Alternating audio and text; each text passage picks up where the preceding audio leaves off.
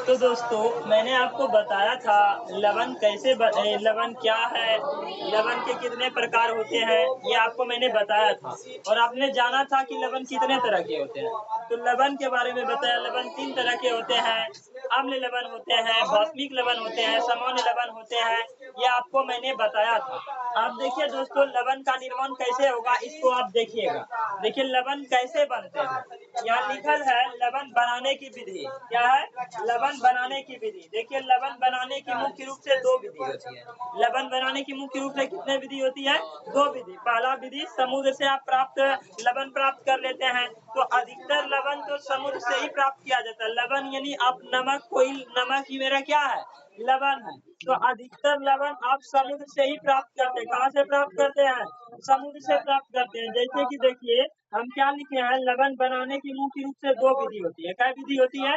2 विधि होती है। यदि आपको एग्जाम में ये आ भी जाए कि लवण बनाने की कितने विधि होती है, तो आप लिखोगे आराम से मुख्य रूप से 2 विधि होती है। एक होता है साधारण विधि। साधारण विधि यानी सिंपल प्रोसेस। सिंपल प्रोसेस में क्या किया जाएगा कि समुद्र के पानी से इसको प्राप्त किया जाएगा।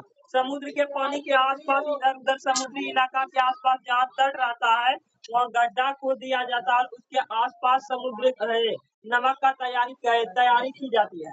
मतलब वहाँ से नमक प्राप्त किया जाता है। और अधिकतर भारत का लगभग 95% लवण समुद्री जल से वाष्पीकरण प्रक्रिया द्वारा निकाला जाता है। लगभग 95%, आप समझ रहे हैं कि लगभग 100% का 95% भाग कहाँ से प्राप्त करते हैं? हम समुद्री जल से ही लवण का प्राप्त करते हैं। तो दूसरा भाग देखिए क्या है, साधारण विधि। साधारण विधि में पहला क्या है, पहला भाग में साधारण विधि में है, इसमें समुद्र के पानी से नमक का निर्माण किया जाता है, जो कि हम यहाँ इसका लिख दिए शॉर्ट फॉर्म में, कितना किया जाता है। देखिए दूसरा विधि क्या है, दूसरा विधि है कोई प्रयोगशाला विधि। प्रयोगशाला विधि में तो आप कई एग्जाम्पल जानते होंगे, अभी नहीं बताए थे। अम्ल लवण का एग्जाम्पल बताए थे, भौतिक लवण का एग्जाम्पल बताए थे, सामान्य लवण का एग्जाम्पल बताए थे। जैसे देखिए कि पहला इसमें क्या हम लिखे, प्रयोगशाला विधि से आप लवण कैसे प्राप्त कर सकते हो। प्रयोगशाला विधि में है कि आप जानते हैं, देखिए रिएक्शन क्या है, जो रिएक्शन आप समझ लिए ना, ये बात आप खुद लिख सकते हैं। ये HCl मेरा है, ये क्या है मेरा? HCl है। ये मेरा क्या है? HCl है।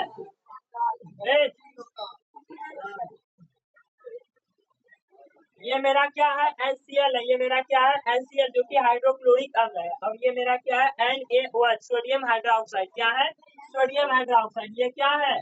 Sodium hydroxide. जब आप हाइड्रोक्लोरिक अम्ल की अभिक्रिया सोडियम हाइड्रोक्साइड के साथ कराते हो तो NaCl आपको प्राप्त होता है। NaCl करने का तात्पर्य हुआ सोडियम क्लोराइड। क्या प्राप्त होता है? सोडियम क्लोराइड प्राप्त होता है। और उसके बाद क्या बनता है? जल बनता है। ये बात तो आप जानते हो कि सर अम्ल और भस्म की अभिक्रिया होगी तो लवण व जल का निर्माण होगा।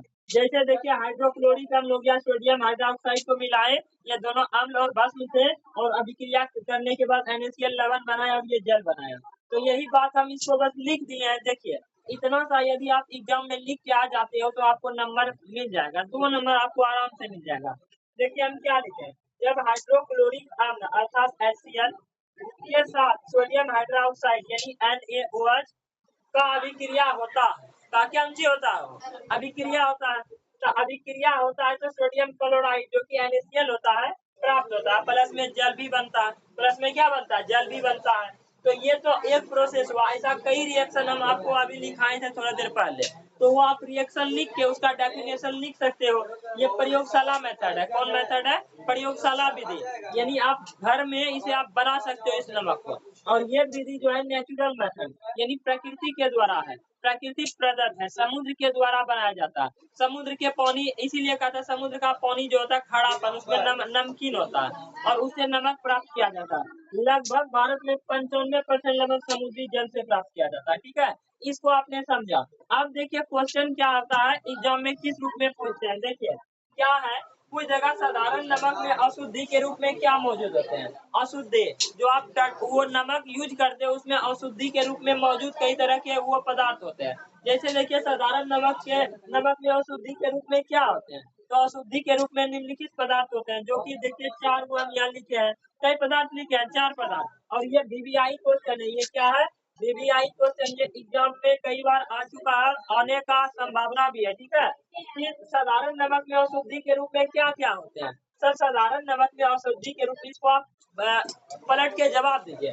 साधारण नमक में अशुद्धि के रूप में निम्नलिखित पदार्थ पाए जाते हैं। साधारण नमक में अशुद्धि के रूप में निम्नलिखित पदार्थ पाए जाते हैं। आप जैसे देखिए, पहला पदार्थ, दूसरा, तीसरा, चौथा, ये 4 आप एग्जाम में लिख दो, आपका एकदम आराम से निकल जाएगा, आपको कहीं कोई किंतु परंतु नहीं होगा। आप देखिए, आपको जानकारी के लिए भी दोस्तों होना चाहिए, ये पहला पदार्थ है CaCO3। ये CaCO3 क्या है? कैल्शियम कार्बोनेट है। क्या है? Calcium carbonate. CaCO3 ये अशुद्धि होता है। किसमें अशुद्धि होता है? साधारण नमक में अशुद्धि होता है। किसमें होता है? साधारण नमक में, जिसे आप बोलते हैं कैल्शियम कार्बोनेट CaCO3, पहला अशुद्धि। दूसरा अशुद्धि क्या होता है? MgSO4। MgSO4 आप जानते हो कि SO4 जिसके अंतिम में होता है उसे हम क्या कहते हैं?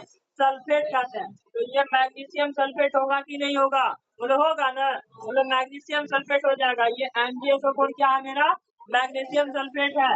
उसके बाद ये MgCl2। Cl2 जहाँ रहता है तो आप जानते हो क्लोराइड होता है। क्या होता है? क्लोराइड होता है। और यहाँ Mg लगल है, तो MgCl2 का कहने का तात्पर्य क्या हुआ?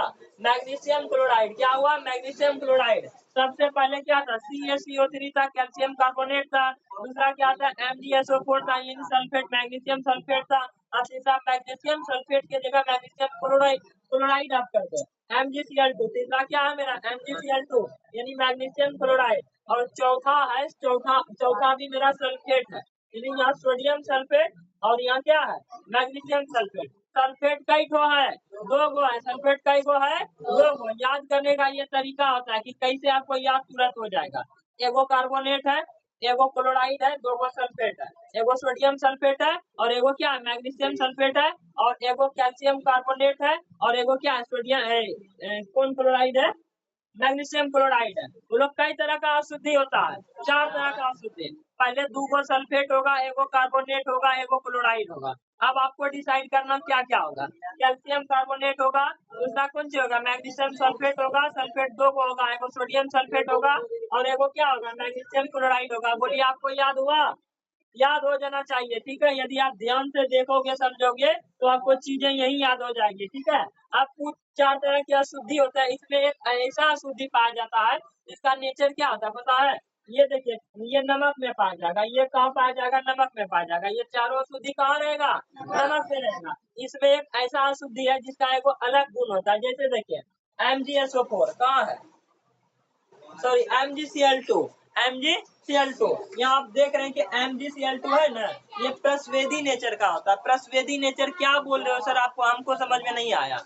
प्रस्वेदी क्या होता है? प्रस्वेदी कहने का मतलब ये होता है कि वो जहाँ भी रहेगा ना, वातावरण से नमी को अपने और एब्जॉर्ब कर लेगा, यानी खींच लेगा। यानी नमी जो वातावरण में इधर उधर रहता है ना, तो वो अपने अंदर खींचने का गुण रखता है। नमक में कौन सा अशुद्धि पाया जाता है जो कि नमक को अपने अंदर है, नमी को अपने अंदर खींचने का गुण पाया जाता है? तो उसका नाम क्या है? MgCl2 का। यही इसी के वजह से देखिएगा कि बरसात का दिन होगा ना, गर्मी के दिन, सॉरी, बरसात के दिनों में, यानी वातावरण में जिस समय नमी होती है, उस समय आपके घर का जो नमक आप यूज करते हो वो पसीज जाता है, उसमें पानी टाइप आ जाता है। आता है कि नहीं आता है? आता है ना। तो वो पानी आने का क्या कारण है? उसमें जाके कोई पानी डाल देता है? नहीं, उसमें कोई पानी नहीं डालता है। तो कारण क्या है कि अपने आप आ जाता है उसमें? तो कारण यही है कि उसमें वो ऐसा अशुद्धि पाया जाता है जो आसपास के वातावरण में जो नमी होता है उसको अपने अंदर खींचने का गुण पाया जाता है, अपने अंदर एब्जॉर्ब करने का गुण पाया जाता है। जैसे देखिए, अब क्वेश्चन एग्जाम में पूछ दिया है, एग्जाम में ये भी टॉपिक पूछा गया है क्वेश्चन में। देखिए, बरसात के दिनों में साधारण नमक क्यों पसीजता है? एग्जाम में 3-4 बार आ चुका है, इसीलिए VVI है ये, और आपको हम बता दिए। आप बिना पढ़े इसको आप समझा सकते हैं। बोलिएगा, बरसात के दिनों में पानी नमक इसलिए पसीजता है क्योंकि नमक में एक अशुद्धि पाई जाती है। ऐसे तो नमक में 4 अशुद्धि पाई जाती है। क्या अशुद्धि? 4 अशुद्धि। लेकिन उसमें एक अशुद्धि ऐसा है जो प्रस्वेदी नेचर का होता है। प्रस्वेदी नेचर मतलब नमी को खींचने वाला गुण। यानी प्रस्वेदी नेचर का कौन सा आता है? क्या ये कौन सी होता है? क्लोराइड वाला। यहाँ देखिए, मैग्नीशियम क्लोराइड। ये मैग्नीशियम क्लोराइड पानी को खींच लेता है, जिसके वजह से उसमें पानी आ जाता है, नमी आ जाता है और पानी नमक पसीज जाता है। कई भाषा को जरा देखिए आप, है देखिए, साधारण नमक में अशुद्धि के रूप में मैग्नीशियम क्लोराइड रहता है जो प्रस्वेदी नेचर का होता है, प्रस्वेदी के रूप में कार्य करता है। ये प्रस्वेदी क्या, आपको मैंने नहीं बताया कि पानी को खींचना, नमी को खींचना ही क्या प्रस्वेदी गुण है?